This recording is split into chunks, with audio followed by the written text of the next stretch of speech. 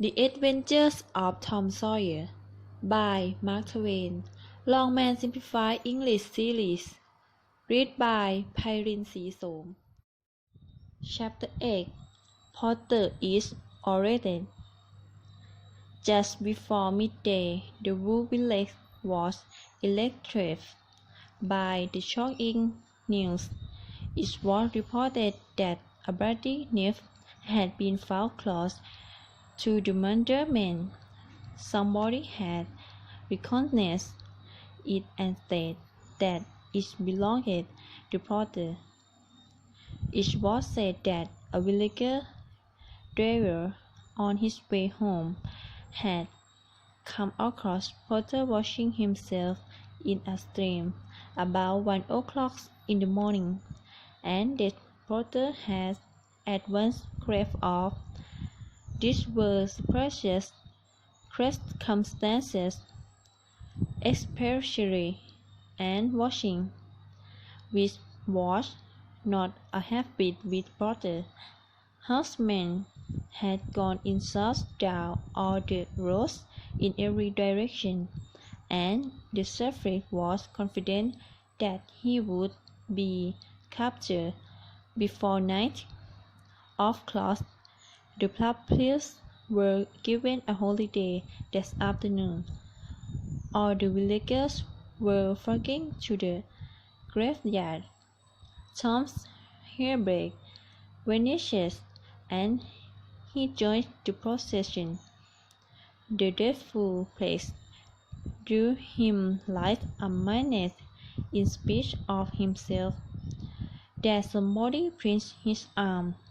He turned, and his eyes met huckleberries. "Poor young fellow!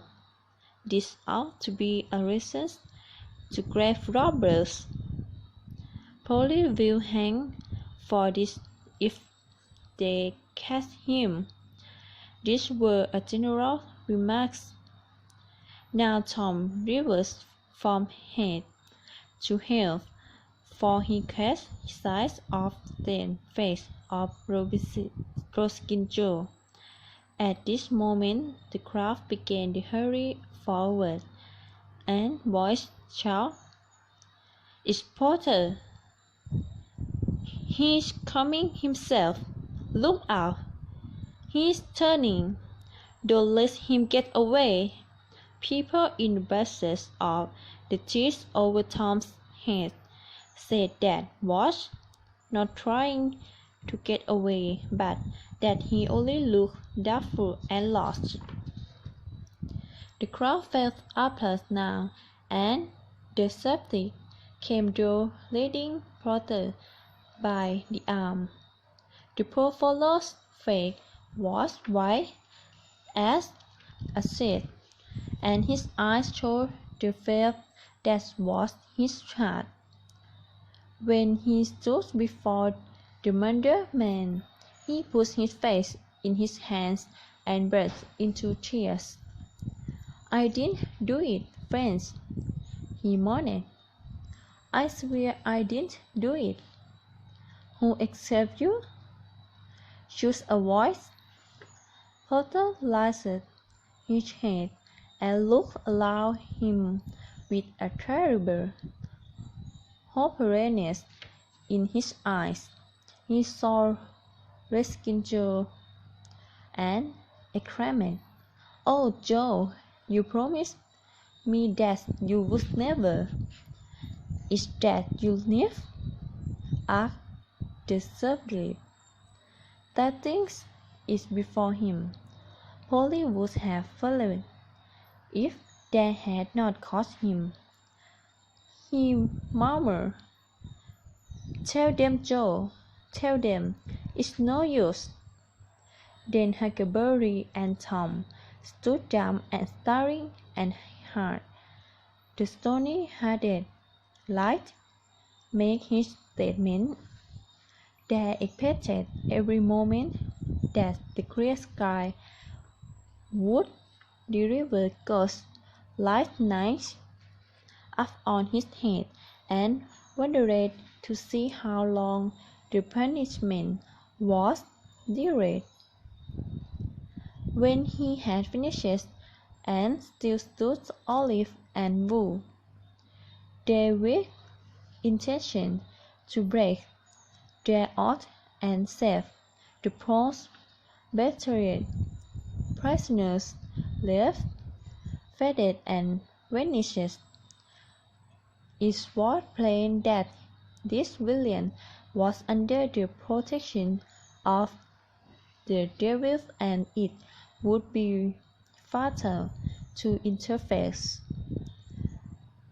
with the agent of such an awful power as that.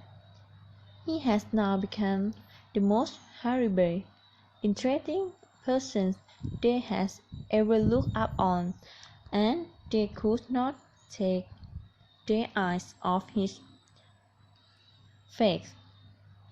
They invariably resorted to watch him at night when they had an opportunity, in the hope of catching sight of his dreadful master. Tom's fearful secret and troubled conscience disturbed his sleep for a week after this, and at breakfast one morning she said, "Tom, you talk in your sleep so much that you keep me awake half tonight." Tom played and dried his eyes. "It's a bedtime," said Aunt Polly.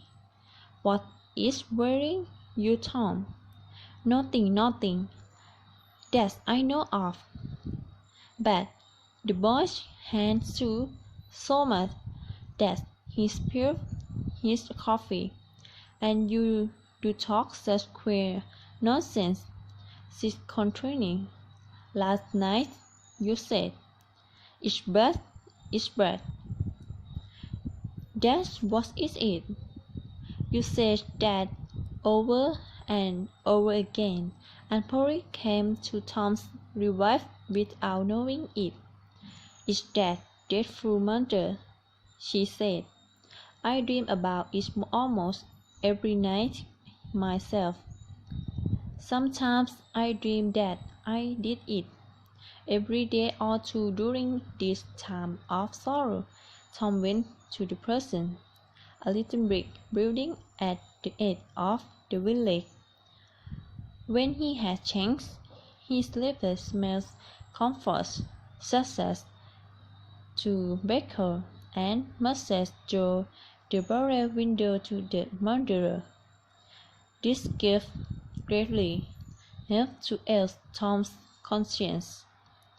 The villagers had a strong right to whip Redskin Joe for body snatching, but he was regarded as such a dangerous scourge that nobody was willing to take the lead in the matter, and so it was given up.